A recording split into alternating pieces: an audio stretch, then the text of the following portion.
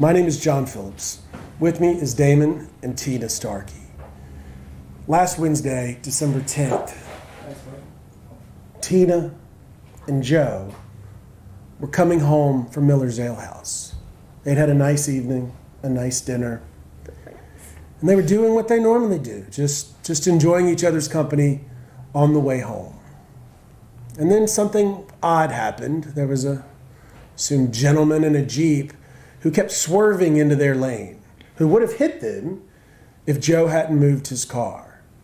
And it wasn't just the one-time thing that sometimes we see where somebody's texting and driving or had too much to drink over the holiday season. It kept happening. And it got to the point that it got worse and worse with brake checking and speeding up and slowing down, that they didn't know what to do. And rather than call the cops while driving, they just wanted to get home where it was safe. And so as Mr. Joe pulled over to make a turn towards his neighborhood, the car continued to follow him with erratic behavior. Joe got out of his car, in part to protect his wife who'd recently had surgery, in part just to say, hey, what the heck? What's so urgent? Why are you putting us in danger? Before those words could even be uttered, the gentleman in the Jeep, and I use gentleman probably frivolously here, shot Joe from inside his car. No conversation, no threats, no nothing. He killed him in cold blood. Well, what happened after? Both called 911, JSO responded, and to this day, over a week later, there's still been no arrest. The family doesn't know the name of the person who shot their father, their husband, their friend. Joe Starky was amazing in the music culture here at Jacksonville. He was amazing with people. A decade or more ago, this happened to Jordan Davis. And there was no answers for the family while Jordan Davis's killer, Michael Dunn, hid. And so what we're doing today is asking the public for information. There was another person in that car. Come forward. Tell us your side of the story. Let us know what happened. Don't hide behind a law that doesn't apply to you. And let's be clear about that. Stand your ground's immunity provision is not meant for somebody to end somebody else's life for no reason. It's not what they think it is. It's not how it's being applied. Certainly it allows police not to arrest, prosecutors not to prosecute, and judges not to push forward cases. But that does not apply in cases where there's an aggressor. Mr. Joe was not the aggressor by walking to his vehicle. The aggressor was the car that was chasing them down, stalking them, harassing them, and moving in their lane. Stand your ground also does not apply to criminal behavior. And so again, somebody using a vehicle to commit assault and attempted battery does not give them the right to shoot their way out of the situation later, to make sure there's no witnesses to testify about their erratic behavior. So JSO and the state attorney's office, Ms. Nelson, need to give us the name of the person who did this, need to make an arrest, whether for stand your ground reasons or for the attempted battery, the assault, the harassment, the negligent, reckless use of a motor vehicle, and we need to move towards justice. This isn't a town where somebody should be able to shoot somebody else from the comfort of your own vehicle and continue to anonymously walk among us. I'm going to introduce Damon Starky, and he has a few words. I think the main thing I just want to say is that if you'd have came to me a couple of weeks ago and asked me what I thought about stand your grounds, actually I would have said I'm all for it. Like, you should be able to protect yourself, you should be able to protect your family, but seeing it in action like this and just seeing it being just misused and giving somebody the ability to just kill somebody for ultimately no reason. And like he said, he's still out there. He gets to just walk free. He gets to, you know, not be held liable, possibly get away with just, you know, killing my dad. Like it blows my mind. And all we want is justice. That's it. And yeah, that's it. And the JSO officer, when he spoke to Damon, said that it might take many months. How did that make you feel? I mean, it made me feel like the potential of him getting away with it has grown. That's what it feels like. You know, I once again, I would have swore that if somebody shot somebody else in public, they would get arrested, and then, you know, they go and they figure it out, you know. And the fact that the guy didn't even get arrested is just blowing my mind. And then it's going to be months and months, and, you know, once again, we don't know who he is. We don't know what happened. You know, was he drinking? Does he have some violent criminal past? This guy's still out there. And it's just, you know, it's scary for our family, because we just have nothing to go on other than, you know, my dad's dead. Somebody out there knows who did this besides law enforcement. There's somebody else in the vehicle. I'm sure friends have been told. Tell us, even confidentially, so that we can begin our investigation, so that we can also look into this. We can't wait many months to get a police report that may or may not elect stand your ground immunity. We have to begin now. Now, I'm going to look at Ms. Tina and see if she wants to say anything. She was there, and so bear with us if she gets emotional. Yeah, you don't have to say a word. We were a block from our house. My husband got out of the car because he did not want him following us or our house, and it was obvious there was something very strange happening. And this guy just shot him, and then I was trying to stop the bleeding, and I was kissing him, and the cops came and took me away and didn't give me my phone, and I couldn't call anybody, and kept me in the car for close to 3 hours. And I did ask about the gentleman, and they said they had him in another vehicle, and that's the only thing they would tell me. And they said they'd call, and it's been 8 days now. I haven't heard anything. But he took away my husband. He took away his father, our grandfather. He had plans for the holidays. He was excited, and this guy destroyed everything. And he's walking around. This isn't fair. This isn't fair. I'm sorry. Joe, tell people about your dad. I mean, David.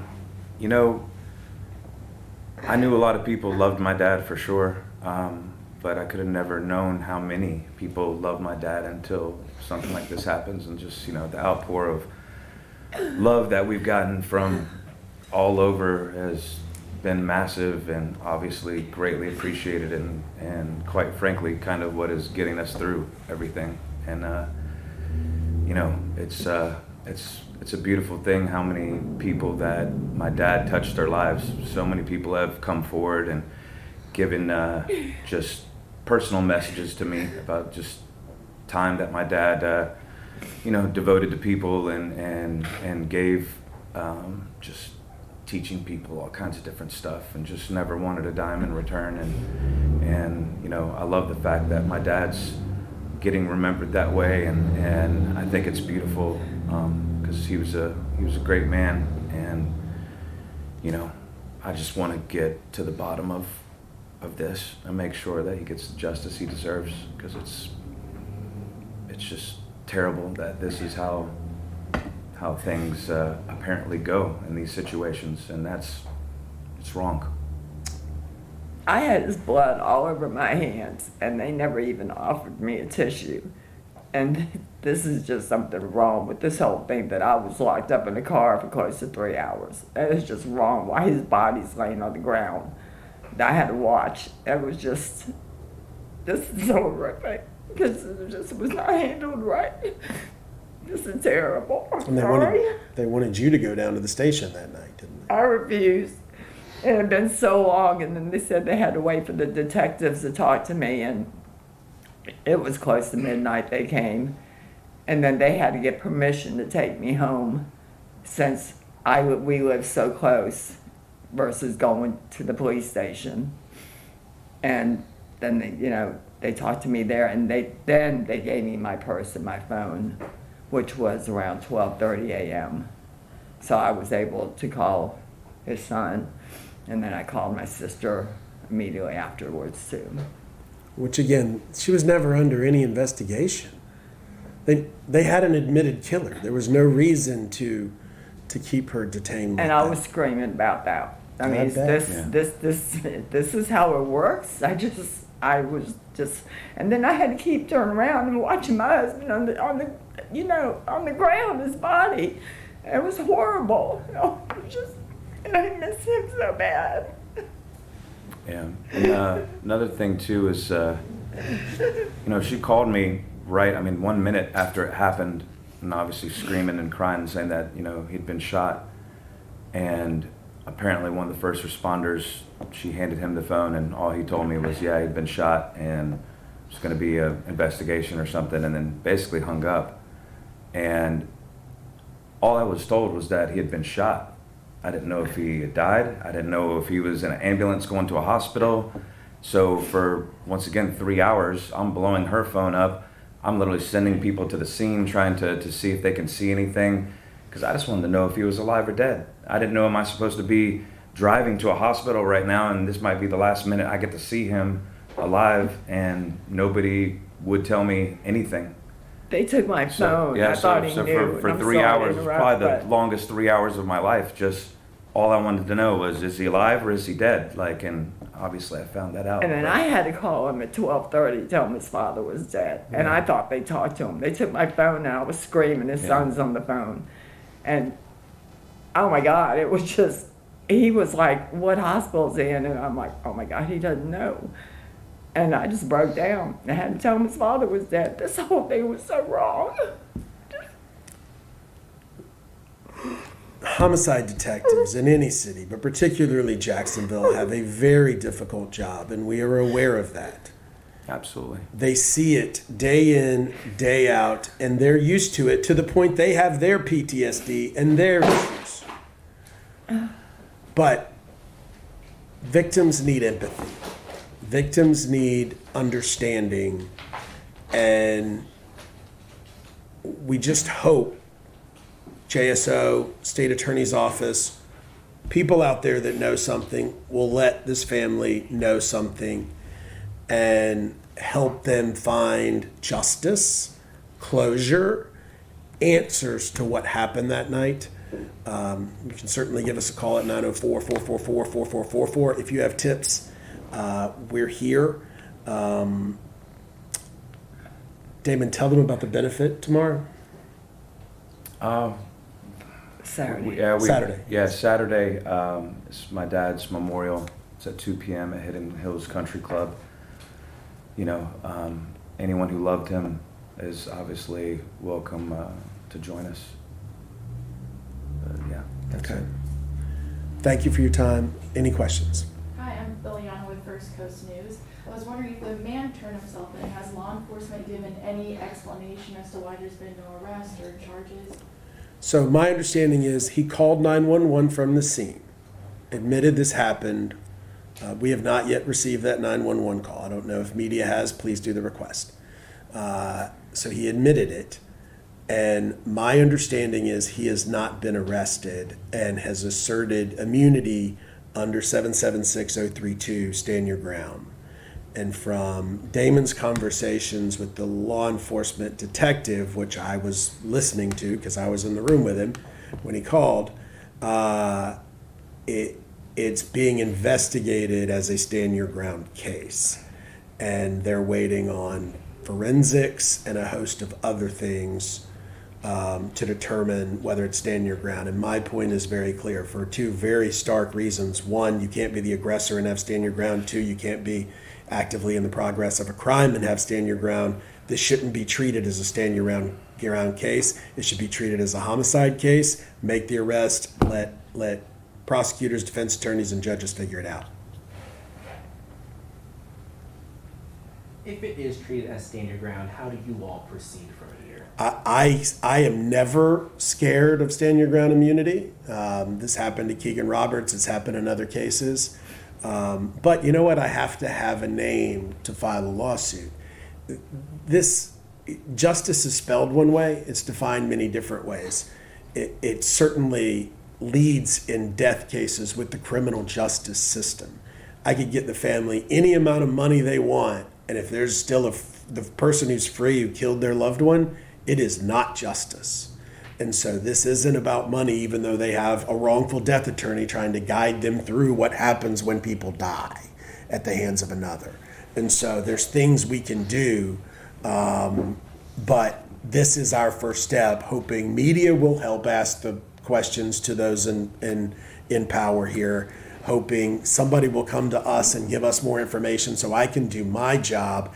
The homicide detectives in other cases I've deposed have said each day the case gets colder. Each day evidence goes away. And so when you have somebody walking the streets and able to do things like, change vehicles, move things around, cases get colder. Here we have an admitted homicide. Fine if he wants to try stand your ground. I fully disagree and don't think the law allows that. But we can't have police, prosecutors, and judges afraid of stand your ground to the point that they're denying justice. I was gonna ask, ultimately, I mean, what's your message to that driver? I guess my message to the driver would be that,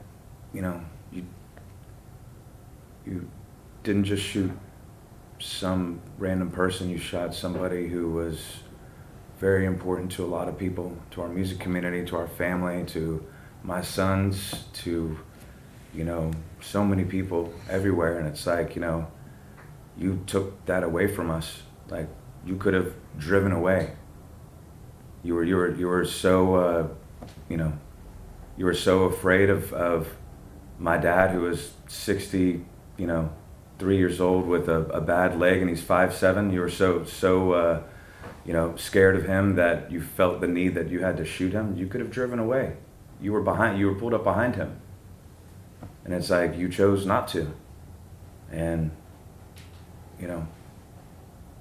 like I said, all we want justice, just because this is not right. This is not how things are supposed to work and how people are supposed to be treated, whose father was killed on the side of the road right in front of my stepmom. And let's also be clear about something, just because I don't think it's been said, and that's that Joe was unarmed. He was, nothing. Joe didn't have a cell phone. Joe didn't have anything threatening. Joe was frustrated, I'm sure, but there was no yelling. It was a 60-something-year-old man saying, why, what can I do for you today? And we're in an era where grace doesn't exist anymore. There was Conversation no guns in the doesn't vehicle. exist. There was no No weapons guns in the vehicle. They searched the vehicle. There was nothing. And one other thing too, because I know people are going to say this, is like, well, your dad could have just not got out of the car, right? He could have kept driving, called 911 or whatever. Actually, this guy already brake checked them once. She had just had spinal surgery. She can't even, if she gets hurt in any way, shape, or form, she would be paralyzed. It's like that. I'm actually scheduled for more on the 16th of January. And that's where my husband got worried. When he had to hit the brakes a couple times to avoid hitting him because he kept over, my husband was like, oh my God, are you all right? Yeah, And he just wanted to get away from him, and we couldn't. It was like this guy wasn't going to leave us alone. Yeah. And my husband was not going to let him know what house was ours. Well, and my point too was is that if somebody says that, okay, well, you could have just kept driving, why? So that guy can continue to do the same thing he just was doing, and then something the way to happened. your Yeah, house, and yeah. then something happened Follow to them her. home. Like, you know, it's I don't know. I guess in my mind, if these detectives have all this information, what else do you need to review? What else do we need to talk about? I mean, so, you know, once again, I assume that they're doing their job and whatever, and I don't have anything against any of them, but, you know, come on, man. Like, what else do you need to know in order to know that this guy obviously was guilty and had no right to just shoot and kill my dad? Is there any surveillance or ring door camera footage or anything that depicted what happened? We know of none. I've reached out to a couple of the businesses in the area, and this also is an invitation. If you have some, check it. Go back to, you know, about what time on Wednesday? Wednesday, a little before 9 p.m. I called 911 when I looked at my phone. I believe it was 8:54, I believe, 8:54 or 8:56. And what color and make and model car were you in? We have a Kia 2024. It's silver. So you'd be looking for a Jeep SUV. following. It was a black old SUV that was. It looked like matte painted, like a spray can. There was no shine, and the tires were. A Jeep has kind of wide tires, or a truck. These were like very skinny tires that had been put on. And I don't recall seeing rims, like silver rims. If he had rims, they were black. Everything was black. It was just...